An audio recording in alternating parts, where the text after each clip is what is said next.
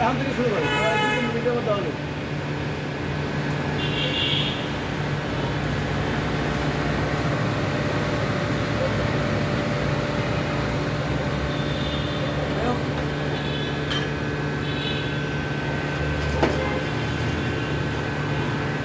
আপনি দেখেন ছিদ্রগুলার বাবরি আছে কিনা, হাতে লাগবে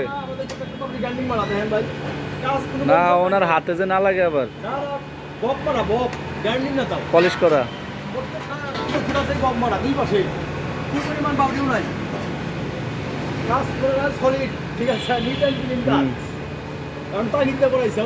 ভালো গ্রাউন্ডিং করতে হলে এইভাবে করতে হয়।